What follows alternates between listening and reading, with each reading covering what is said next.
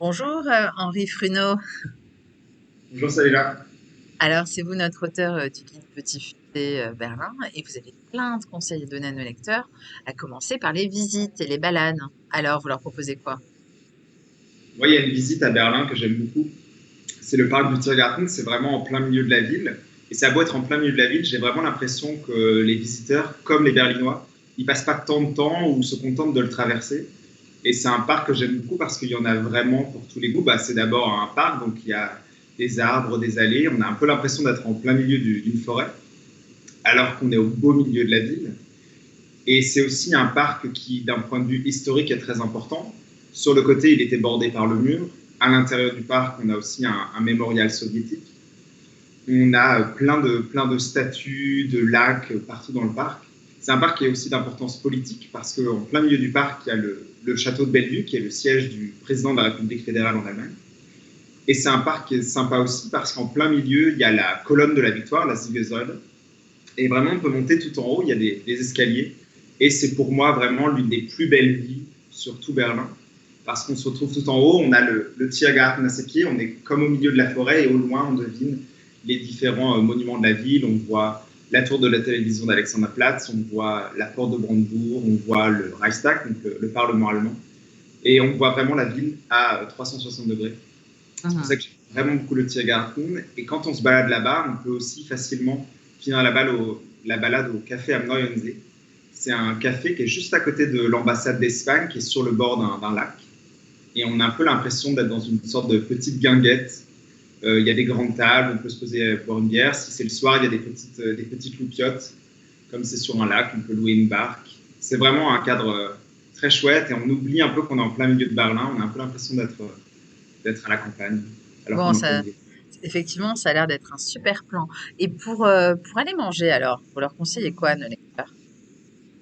Pour manger à Berlin, il y en a vraiment pour toutes les bourses, pour toutes les papilles. C'est une ville-monde, Berlin, donc en fait, il y a des restaurants de toutes les origines.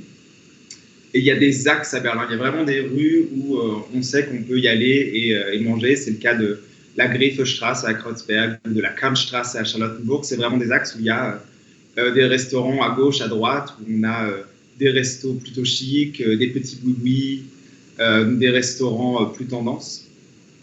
Après, souvent, les visiteurs à Berlin cherchent aussi des restaurants de cuisine allemande. Et il y en a un que j'aime beaucoup, qui se trouve dans le quartier de Prenzlauer Berg, qui s'appelle Ausspann, qui se trouve dans un hôtel. En fait, c'est le restaurant de l'hôtel Kastanienhof. Et ils font une cuisine allemande qui est à la fois simple, mais fine, qui est très bien cuisinée. Et c'est vraiment un lieu sympa, pas prétentieux, en fait, où le service est sympa. Et la carte, elle est assez restreinte. Il y a peut-être 5 ou 6 choix, mais c'est vraiment des plats qui sont bien travaillés, qui sont un bon moyen de rencontrer la cuisine allemande. Mhm. Et pour sortir, Pour sortir à Berlin, c'est vraiment une ville qui est bien sûr connue pour ses boîtes de nuit hein, depuis au moins les années 90. Mais c'est aussi une ville où il y a beaucoup de spectacles. C'est une ville du théâtre, c'est une ville de cirque, c'est une ville de musique, bien sûr. Il y a beaucoup de salles à Berlin qui proposent des spectacles avec des surtitrages en anglais, et même certains théâtres ah proposent bon? des spectacles surtitrés en français. C'est le cas de la Schaubühne, par exemple. Mais il y a aussi beaucoup de spectacles à Berlin qui sont proposés où la langue, en fait, ne joue pas un grand rôle. Je pense par exemple au Chameleon Theater, c'est un théâtre dans le quartier de Mitte, où ils proposent des spectacles de cirque contemporain. Donc la langue joue absolument aucun rôle. Et ce que j'aime beaucoup dans cette salle, c'est qu'elle est dans les Hackeschehöfe, c'est vraiment en plein centre de Berlin. Et c'est une salle qui a un peu un esprit des années 20.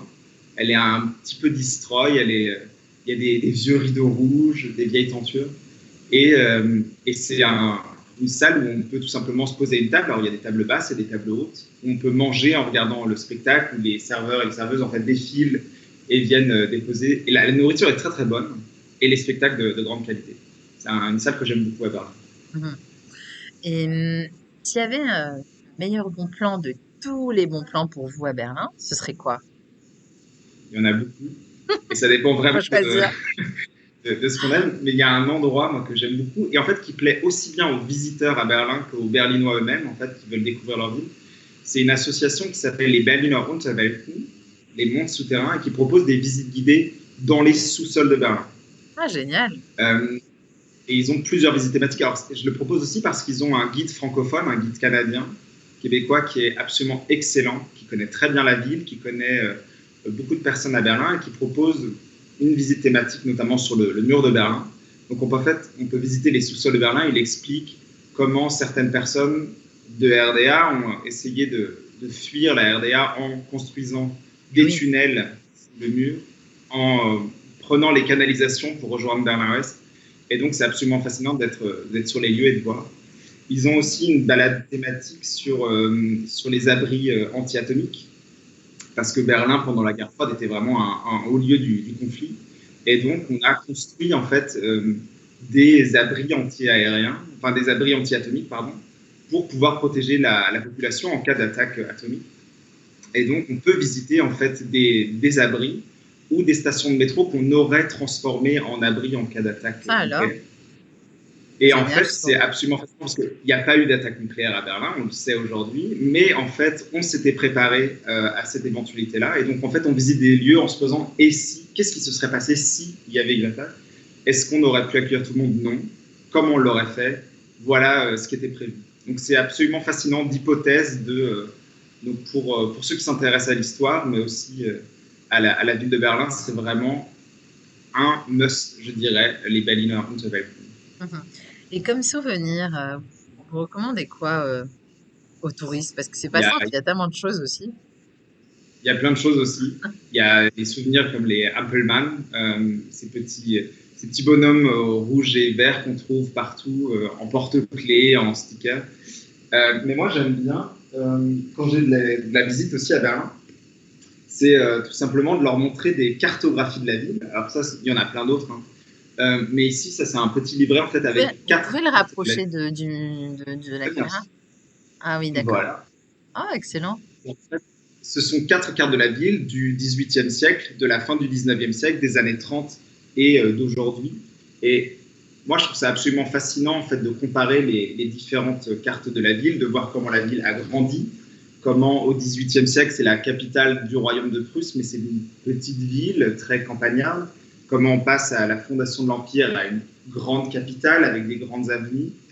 Dans les années 30, une ville-monde très dense, avec des grandes gares, des grandes lignes de train, de métro, et à la capitale qu'on connaît aujourd'hui de réunifier avec bien sûr le tracé du mur. C'est fascinant aussi si on s'amuse à comparer les changements de noms de rues, des noms de rois et de princes qui deviennent des noms communistes à Berlin-Est pour devenir aujourd'hui des noms de personnalités internationales. Voilà, on peut passer des heures et des heures à regarder les cartes dans une ville comme Berlin qui a tellement changé, qui a tellement évolué. Voilà, moi j'adore passer du temps à regarder les cartes et j'aime beaucoup le montrer à mes visiteurs. Et où est-ce qu'on trouve ce petit livret? C'est facile de se le procurer? Ce petit livret de cartes. On le trouve dans... Oui, on le trouve à peu près partout dans toutes les librairies. D'accord. Oui. Il faut demander quoi aux vendeurs quand on ne parle pas très bien allemand? Qu'est-ce qu'on peut demander? On peut dire un plan. Stadtplan, c'est un plan de la ville. On peut dire cartographie, ça marche aussi en allemand, ça c'est un mot transparent. D'accord, donc ça va, on peut se débrouiller, ils comprendront. Au pire, ils montrent la vidéo du petit futé. Exactement. Bon, merci beaucoup Henri pour tous ces conseils sur le guide Berlin. Je suis sûre qu'ils seront très utiles à nos lecteurs et puis bonne continuation alors en Allemagne. Merci beaucoup. À la prochaine. Au revoir.